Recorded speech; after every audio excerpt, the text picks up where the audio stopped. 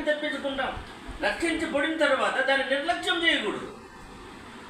నేను దేవుడి చేతి బాప్తిజం తీసుకున్నా, సంఘానికి వెళ్తున్నాను అని చెప్పేసి మరి నువ్వు నిర్లక్ష్యంగా ఉంటే, ఇప్పుడే చెప్పినావు మనకు అన్ని దేవుడు ఇస్తే ఒక వారం సంతోషంగా రేపు బదాంలే, మనలో వచ్చే వారం బదాంలే, నిర్లక్ష్యం చేయొద్దు అంటున్నాడు. నువ్వు నిర్లక్ష్యంగా ఉండద్దు అంటున్నాడు. ఈ రక్షణ దేవుడు ఇచ్చాడు. అందుకేమా దేవుడు ఏం చెప్తాడంటే, అందుకే మొదటి పాయింట్ ఏమంటే రక్షణను నిర్లక్ష్యము చేయదు. దేవుడు చెప్తాను, నీవు ఇంత గొప్ప రక్షణను నువ్వు నిర్లక్ష్యం చేసి ఎలాగో తప్పించుకుంటావు, ఎక్కడ తప్పించుకుంటావు అనే మాటలు మనకు. రక్షణను మనకు దేవుడు ఇచ్చిన దాన్ని నిర్లక్ష్యము చేయకూడదు. దాన్ని జాగ్రత్త కలిగి ఉండాలా, దాని ఎందుకు భక్తి కలిగి ఉండాలా, భయం కలిగి ఉండాలా. ఇది మొదటి పాయింట్.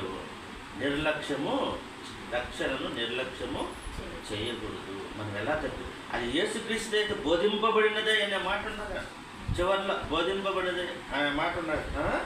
బోధించుట ఆరంభమై ఎవరు బోధించారంటే